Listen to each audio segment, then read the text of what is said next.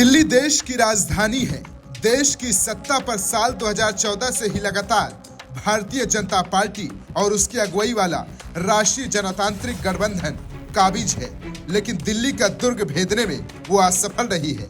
BJP ने दिल्ली में एक के बाद एक कई फॉर्मूले आजमाए, लेकिन 1998 के चुनाव से लेकर अब तक केंद्र शासित प्रदेश में कमल नहीं खिल सका।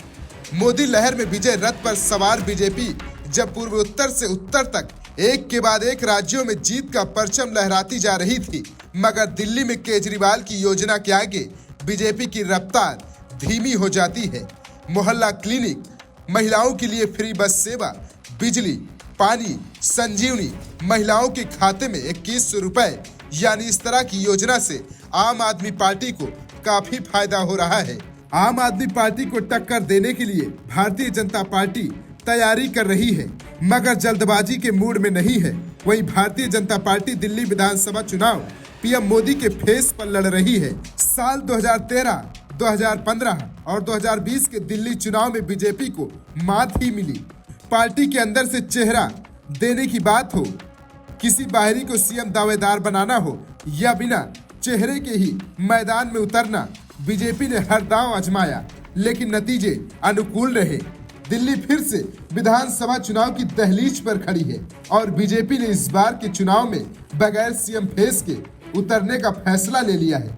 बीजेपी के इस फैसले को पिछले चुनाव में हर दांव फेल होने के बाद अब फिर से अपने आजमाए दांवों को ही अमल में लाने की रणनीति पर लौटने की तरह देखा जा रहा है। बिना सीएम चेहरे के लड़ने का फैसला बीजेपी की सोची समझी रणनीति का हिस्सा है।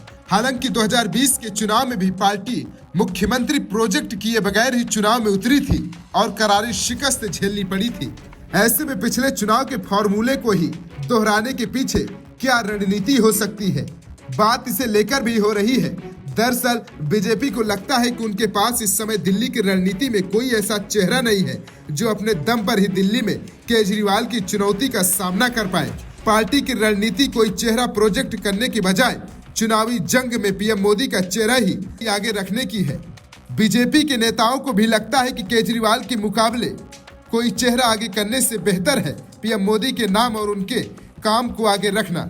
जानकारी के मुताबिक पार्टी में इस बात को लेकर भी मंथन हुआ कि दूसरे राज्य से आकर किसी बड़े चेहरे को सीएम प्रोजेक्ट कर दिया जाए, जैसे 1998 में कांग्रेस ने किया था। कांग्रेस ने तब शीला दीक्षित को सीएम फेस घोषित कर दिया था, लेकिन संबंधित नेता की दिल्ली के बीजेपी कार्यकर्ताओं के साथ केमिस्ट्री कैसी रहेगी, इसे लेकर असमंजस ने इस तरह की संभावनाओं को खत्म कर दिया। वीके न्यूज, राष्ट्र के नाम।